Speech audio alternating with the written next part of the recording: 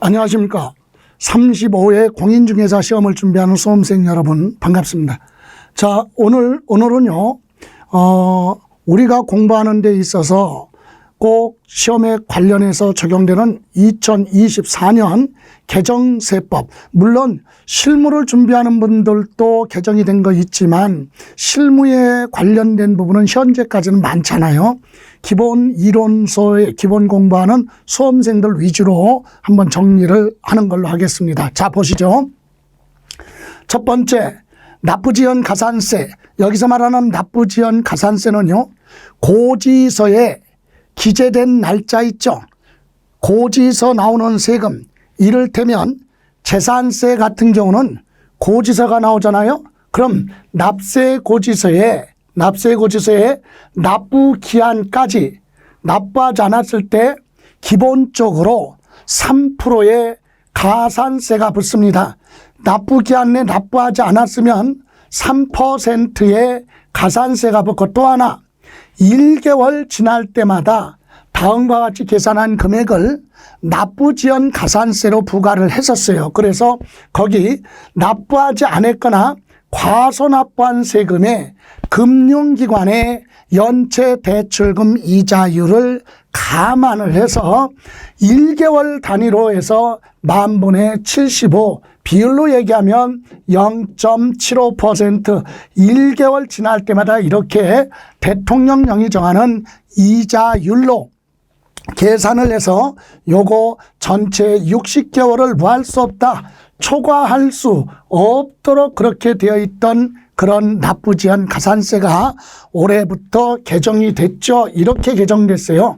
납부기한이 지난 날부터 1개월 지날 때마다 다음과 같이 계산하는데 똑같아요. 고지서의 납부기한까지 납부하지 않았다 그러면 기본적으로 3%를 적용하고요. 또 하나는 납부기한 다음 날부터 1개월 지날 때마다 대통령령이 정하는 이자율, 요게 개정이 됐다는 얘기예요. 얼마로? 만분의 66. 0.66%로 이자율을 0.75에서 낮춰졌다 이거죠. 그래서 납부지연 가산세는 1개월 단위로 적용을 하는데 요때 매 1개월마다 적용하는 건 60개월을 무할 수 없다, 초과할 수 없다. 그랬으니까 60개월까지는 적용할 수 있다. 올해부터 개정된 내용이죠. 그러니까 여러분 재산세 고지서 나오죠. 그럼 고지서에 기재된 날짜까지 납부하지 않았다, 100만 원을 납부하지 않았다면 100만 원에 곱하기 납부기한 내 납부하지 않았으니까 3%죠. 그래서 납부지연 가산세가 얼마입니까? 3%니까 3만 원이 되겠죠. 예, 그리고 계속해서 납부하지 않으면 1개월 지날 때마다 100만 원 곱하기 0.66%를 적용하는데 납부할 때까지 1개월 단위로 붙어요. 그래서 만약에 30개월 체납이 됐다 그러면 30개월까지 적용을 한다 이 얘기죠.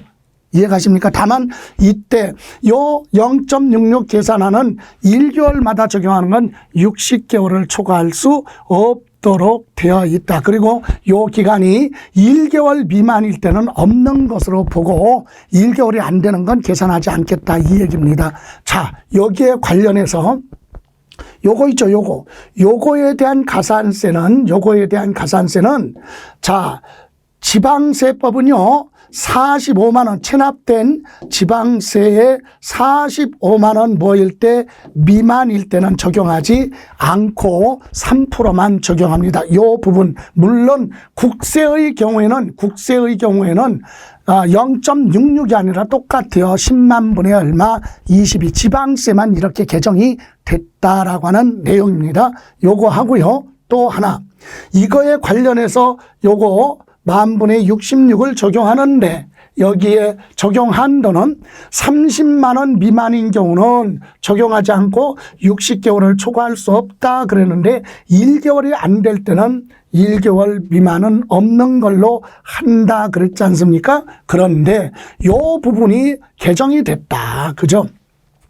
입법 예고할 때는 40만 원 미만으로 하겠다 그러는데 수정이 돼서 법률에 통과가 됐죠. 그래서 1항을 적용할 때 아까 얘기할 때 1개월 미납부세액 있죠. 납부기한에 납부하지 않은 거 1개월 지날 때마다 미납부세액의 만분의 66을 몇 개월까지 60개월까지 적용을 하는데 이때 세목별로 미납된 세액이 30만 원이 아니라요. 얼마? 45만 원 미만일 때 요거 45만 원 미만일 때는 일반 납부지연 가산세 3%만 적용을 하고 요거는 적용하지 않는다 이 얘기입니다. 그리고 1개월이 안 되는 것은 없는 것으로 보겠다 이거죠. 이것이 2024년 1월 1일이에요. 그러면 재산세 고지서 받고 납부기한 내 납부하지 않으면 일단은 3%를 적용을 하고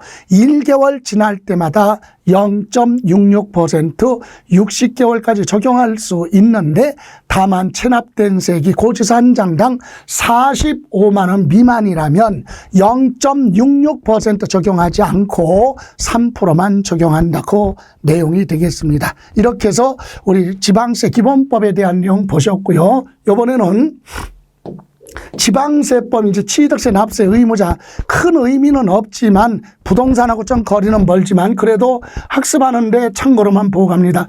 외국인 소유 취득세 과세 대상 물건 차량 등을 외국에서 뭐합니까? 뭐 직접 사용하거나 국내 대여시설 이용자한테 대여하기 위해서 임차하여 수입하는 경우는 수입하는 자가 취득세 납세 의무자가 된다 그러는데 요것을 요렇게 바뀌었습니다. 임차하여 수입하는 경우 그것을 소유권 이전 받는 조건으로 임차하여 수입한다. 이 얘기는 뭐냐?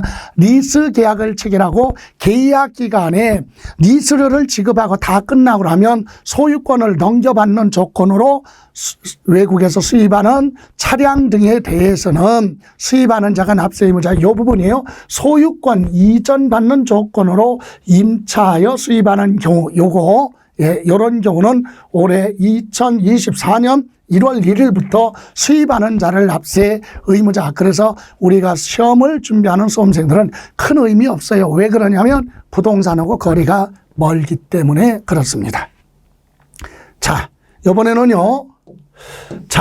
이번엔 취득세 신고 납부 부분이죠. 신고 납부 부분. 여러분 취득세는 납세 의무자가 과세 물건을 취득한 자는 취득한 날부터 계산하잖아요. 그죠? 그리고 토지거래 허가받기 전에 허가구역에서 허가받기 전에 거래를 한 것은 언제든 허가를 받아야 됩니다. 그죠? 그래서 취득한 날로부터 며칠 60일 이내 허가구역은 허가일로부터 60일 이내 뭐하라? 신고하고 납부하는데 이때 무상으로 뭐하는 거? 취득하는 경우 상속을 제외하고 무상하면 뭘 얘기합니까? 증여죠. 증여로 취득하는 경우는 취득일에 속하는 달 말일로부터 3개월이에요. 증여는 3개월 그리고 상속의 경우는 상속 개시일에 속하는 달 말일로부터 몇 개월? 6개월. 그런데 상속인 중에 한 사람이라도 외국에 주소를 두고 있다 그러면 9개월이잖아요. 근데 여기서 개정된 부분이 바로 요거예요. 무상, 상속을 제외한 무상하면 증여를 얘기하는데 이때 증여는 부담부 증여까지도 포함시켜라. 전체 증여 거래만 해당되는 게 아니라 부담부 증여하면 증여자의 채무를 수증자가 인수하는 조건부 증여잖아요. 이런 경우 채무 부분은 매매로 보고 취득한 걸로 보지만 채무를 제외한 부분은 증여잖아요. 그래서 여기 증여자의 채무를 인수하는 조건부 증여, 즉 부담부 증여로 인한 취득의 경우는 이것도 똑같이 증여랑 똑같이 몇 개월이다? 3개월이에요. 3개월. 그래서 3개월 이내. 그래서 그냥 일반적인 증여만 해당되는 게 아니라 부담부 증여까지 뭐한다? 포함해서 채무를 제외한 부분에 대해서는 채무 부분은 매매로 취득한 걸로 보는 거고 채무를 제외한 부분 부담부 증여의 채무를 제외한 나머지 부분은 증여니까 그런 경우도 일반 증여랑 똑같이 3개월 이내 신고 납부하라. 그래서 우리는 기억할 때 증여 그러면 부담부 증여 부분도 포함을 해서 그죠? 증여에 해당하는 부분은 증여일에 속하는 달 말일로부터 3개월 이내 신고 납부하라. 상속은 6개월, 외국에 주소를 뒀으면 9개월 이내. 이것도 올해 1월 1일부터 적용되는 내용이죠. 그래서 증여는 부담부 증여의 채무 부분을 제외한 나머지 부분도 증여로 보고 똑같이 날짜를 정했다. 이렇게 이해하시면 되겠습니다. 자, 이번에는 등록면허세 과세표준에 대해서 봅니다. 등록면허세 과세표준은 종전 개정되기 전에는 원칙이 등록 당시 가액이에요. 근데 등록 당시 가액을 과세표준으로 하는데 등록 당시 시가표준액으로 하는 경우가 있다. 신고가 없거나 신고한 가액이 시가표준액보다 낮은 가격으로 신고가 들어오면 뭘로 가요? 시가표준액으로 하겠다. 이 부분은 똑같아요. 근데 취득을 원인으로 하는 등기등록 그게 무슨 말이죠? 취득세 과세 대상인데 등기할 때 별도로 등록면허세 내고 등기하라. 그거 4가지가 있지 않습니까? 어떤 거죠? 광어권, 어권, 양식어권에 대한 등록할 때, 또 취득세 면세점에 해당하는 물건 등기 등록할 때, 외국에서 염부로 취득하는 차량 등에 대해서 또는 부과 제척 기간이 지난 건 취득세를 부과할 수 없기 때문에 등기할 때 등록면허세 내고 등기하라 그랬잖아요. 이런 경우에는 취득 당시 가격으로 한다 그런데 이 부분에 대해서 구체적으로 명시를 해놨습니다. 보세요. 원칙이 등록 당시 가액으로 한다. 근데 등록 당시 시가표준액으로 하는 경우는 신고가 없거나 신고한 금액이 적은 거. 요 1번하고 2번은 요거랑 똑같습니다. 그죠? 똑같은데 여기 취득을 원인으로 등기 등록하는 경우는 구체적으로 세분화시켰어요. 광어권이나 어권이나 양식어권 취득해서 등록할 때는 취득세를 2%만 내기 때문에 등기할 때는 별도로 등록면허세 내고 등기를 하는데 이때 등록면허세 내고 등기할 때 가격을 뭘로 하느냐? 취득 당시 가격 가지고 계산하겠다 이겁니다. 등록면허세. 또 하나 취득세 면세점 그럼 뭐죠? 취득세 과세 대상 물건 취득가액이 얼마? 50만 원 이하는 취득세 부과할 수 없잖아요. 취득세 부과하지 않으니까 취득세 납부할 수 없어요. 그럼 등기를 하려고 하면 취득세 내고 납부하고 등기를 해야 되는데 취득세 납부할 수 없으니까 등록면허세 내고 등기를 하는데 요 2가지는 취득 당시 가격 가지고 등록면허세를 부과하는데 다만 여기 취득세 부과 제척 기간이 경과한 물건 있죠. 취득세에서 부과 제척 기간이 기본적으로 5년이에요. 취득세 내라 할 수 있는 부과권 행사할 수 있는 법적 기간 5년이 지날 때까지 취득세를 부과 안 하고 지난 건 제척 기간이 지났으니까 다시 부과할 수 없고 납세 의무자 쪽에서는 취득세 납부할 의무가 없어요. 그러니까 등기하려면 별도로 보내야 돼. 등록면허세 내고 등기하는데 요때 등록 당시 가액하고요. 취득 당시 가액 중에서 높은 금액을 과세 표준으로 한다 이거예요. 그러니까 취득을 원인으로 하는 등기 등록하면 취득세 과세 대상인데도 불구하고 등기할 때 등록면허세 부과하는 것 중에서 양식어권이나 또는 어권, 광어권 등록하거나 취득세 면세점에 해당하는 것 또는 부동산하고 거리가 멀지만 외국에서 연무로 취득하는 자동차, 차량 등에 대해서 등기 등록할 때는 취득 당시 가격으로 하고 부과 제척 기간이 지난 거 요거 기억하세요. 부과 제척 기간이 지난 건 취득 당시 가액과 등록 당시 가격 중에서 뭐한 거 높은 금액을 과세 표준으로 합니다. 다만 이런 가격으로 하는데 다만 취득 당시 가액으로 하는데 다만 등록 당시에 자산 재평가로 인해서 가격이 증가될 수도 있고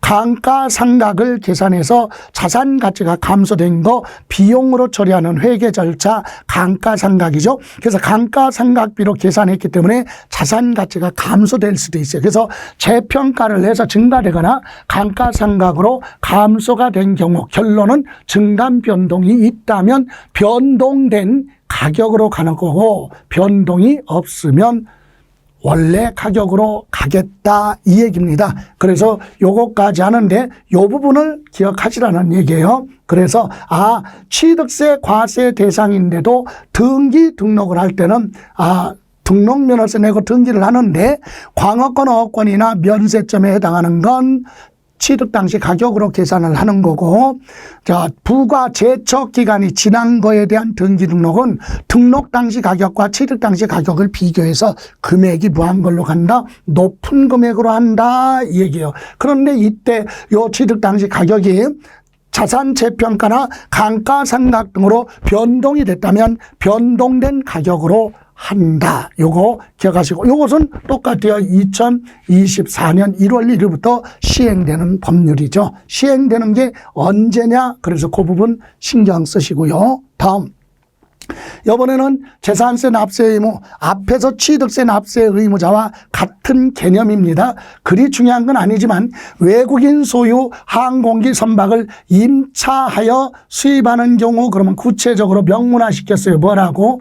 소유권 이전 받는 조건으로 임차하여 수입하는 경우에는 수입하는 자를 납세 의무자로 한다. 소유권 이전 받는 조건 하면 장기 리스 계약을 체결하고 여신 전문 금융업법에 리스 계약 체결하고 계약 기간에 리스료를 다 지급하고 나면 소유권을 넘겨받는 그런 조건으로 취득하는 경우에 우리는 수입하는 자를 납세 의무자, 취득세도 그렇고 재산세도 똑같은 내용인데 요거 2024년 1월 1일부터 해당이 되는 겁니다. 이렇게 정리하시면 되고요. 다음, 이제 우리가 지금까지 한 내용 중에서는 앞에 재산세 고지서 나오고 납부기 안에 납부하지 않았을 때 3%하고 1개월 지날 때마다 지방세는 1개월마다 만분의 66, 0.66% 그리고 체납된 세액이 45만 원 미만은 적용하지 않는다. 이 부분이 핵심이었었고요.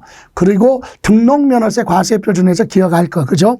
취득세 과세 대상 중에서도 광어권이나 어권, 면세점 요거는 취득 당시 가격으로 하지만 부과 제척 기간이 지난 거에 대해서는 취득 당시 가격하고 등록 당시 가격 비교해서 금액을 높은 걸로 한다. 요건 필수예요. 그리고 나서 재산세 과세 표준 요건 또 신경 써야 되죠. 자, 재산세 과세 표준 중에서 우리 주택이에요. 주택 부분. 자, 원래는 토지하고 건축물 과세 표준은 과세 기준일 현재 시가 표준에 게다가 공정시장 가액 비율 70% 곱한 금액을 과세 표준으로 합니다. 그런데 주택은요, 과세 기준일 현재 시가 표준에 가면 개별 주택 가격, 공동주택 가격이죠. 여기에다가 공정시장 가액 비율을 곱하는데 다주택자는 60%예요. 공정시장 가액 비율이. 그런데 1세대 1주택자는요. 43%는 공시가격이 3억 이하는 43%, 요거는 3억 초과 6억 이하, 요거는 6억을 할 때, 초과할 때 이렇게 가격에 따라서 공정시장 가액 비율이 이렇게 차등화시켰죠. 이렇게 적용합니다. 그래서 우리는 이것까지는 기억하지 않지만 1세대 1주택이라는 단서가 없으면 공정시장 가액 비율은 60%다 이 얘기입니다. 이렇게 해서 과세 표준을 계산하는 내용인데 요 공정시장 가액 비율은 같아요. 그런데 요거죠. 자, 토지와 건축물의 과세 표준은 이거랑 똑같아요. 그런데 이제 주택이에요. 주택에 대한 과세 표준은 뭘 나누냐. 1번과 2번 중에서 금액이 낮은 걸로 하겠다. 낮은 금액으로 해야 주택에 대한 재산세 부담을 줄여주는 결과가 되니까 그럼 어떤 거냐. 1번 과세 기준일 현재 시가 표준액에다가 곱하기 공정시장 가액별 종전대로 계산해서 나온 금액 있죠. 이걸 과세 표준으로 합니다. 시가 표준액의 공정시장 가액 비율 1세대 1주택이란 말이 없으면 60%를 곱한 게 과세 표준이잖아요. 그래서 작년까지는 이렇게 했었는데 올해부터는 2번 직전 연도 과세 표준 금액이죠. 전년도의 주택에 대한 과세 표준에다가 요번에 1번이죠. 요거 여기 과세 표준 요렇게 곱해서 나온 이 금액에다가 과세 표준 상한 비율 즉 5% 한도 내에서 비율이 정해집니다. 그래서 요 비율을 곱한 금액을 더해서 나온 금액을 우리는 뭐라고 하느냐? 과세 표준 상한액이라고 합니다. 그래서 1번의 금액과 2번의 과세 표준 상한 금액 있죠. 요것을 비교해서 둘 중에 뭐한 거 낮은 금액으로 하겠다 이겁니다. 그렇다면 이해를 돕기 위해서 여기 시가 표준액의 공정시장 가액 비율을 곱해서 1번에 대한 주택의 과세 표준이 1억이 나왔다고 가정해 봐요. 1억. 그런데 전년도 과세 표준이 9천만 원이고 여기에다가 요거 1억 있죠. 1억 1번에 1억에다가 5%라고 가정해 봐요. 상한 비율이. 그럼 5%면 5%를 곱하면 500만 원이 될 거 아닙니까? 500만 원. 500만 원을 여기에 더하라고 그랬으니까 여기에 500만 원을 합합니다. 그럼 얼마예요? 9,500만 원이 되겠죠. 자, 1번의 과세 표준은 1억이고 2번 이렇게 해서 상한 금액을 계산했더니 9,500만 원이다. 비교했더니 이 금액이 무엇보다 과세 표준 상한액보다 높으면 이걸로 하지 않고 이 금액으로 한다는 얘기는 비교를 해서 둘 중에 뭐한 거? 낮은 거. 1의 경우에는 1억이고 2번의 경우는 9,500만 원이면 둘 중에 낮은 거 얼마? 9,500만 원을 과세 표준으로 하겠다. 이것이 개정된 내용인데 이것을 다 물어볼 수 없잖아요. 그죠? 그럼 지문으로 물어볼 때는 어떻게 하느냐? 이렇게 할 수 있죠.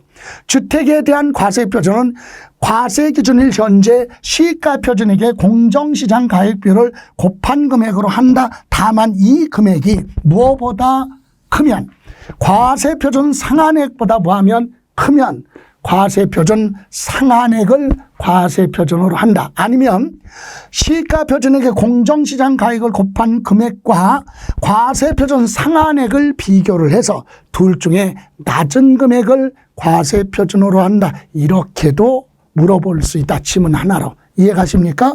예, 이렇게 반드시 주택은 재산세는 계산을 이거 정리를 하셔야 됩니다. 1번 요렇게 과세 기준일 현재 시가 표준액의 공정시장 가액 비율을 곱해서 나온 요 1번의 과세 표준 요 금액이 과세 표준 상한액 요거보다 뭐하면 크면 그러니까 아니면 요게 2번인데 1번하고 2번하고 비교를 해서 금액이 뭐한 거 낮은 걸로 한다. 요렇게만 이해하시면 되겠습니다. 자, 이렇게 해서 재산세 과세 표준에 대해서 봤고요. 또 수험생들은 또 알아야 될 것이 재산세 세부담 상한이죠. 전년도 부과된 세액의 일정 금액을 초과할 수 없도록 규정하고 있거든요. 그래서 세부담 상한은 작년까지는 토지나 건축물 법인 소유 주택은 100분의 150을 초과할 수 없고 개인 소유는 공시가격이 3억 이하는 100분의 105 그리고 100분의 110, 100분의 130 이렇게 되어 있었는데 예. 아까 주택에 대한 과세 표준 상한액보다 원래 과세 표준 비교해서 금액이 낮은 걸로 한다 그랬으니까 전년도 부과된 일정 상한액을 초과할 수 없도록 과세 표준에서 아예 기준을 정해놨기 때문에 개정은 이거예요. 자, 주택에 대한 산출세액이 전년도 해당 재산에 부과된 세액의 100분의 150을 뭐할 때는 초과할 때는 100분의 150까지만 하는데 다만 개정된 부분이 이 부분이 주택의 경우는 적용하지 않는다. 주택은 이런 규정이 없다는 얘기예요. 왜 없습니까? 계산해도 전년도 세액보다 과세 표준이 높지 않으니까 전년보다 초과할 수 없으니까 당연히 전년보다 높게 부과되지는 않죠. 그래서 주택, 개인의 경우 주택은 세부담 상한이 없다. 그러면 토지, 건축물, 주택에 대해서는 토지, 건축물, 주택인데 법인 소유 주택까지도 100분의 얼마 150을 초과할 수 없다. 그러나 주택의 경우는 적용하지 않는다. 개인 소유 주택은 세부담 상한이 없다 이겁니다. 역시 법인도 똑같아요. 자, 혼동될 수 있는데 토지하고 건축물은 100분의 150 초과할 수 없다. 그러나 주택은 개인이든 법인이든 간에 세부담 상한 제도가 없다. 이렇게 정리하시면 되겠습니다. 자, 이렇게 해서 재산세 세부담 상한까지 이번 시간에 정리를 하고 다음 시간에 이어서 설명드리는 걸로 하겠습니다. 잠시만 쉬었다가 갈 테니까 잠시 후에 뵙겠습니다.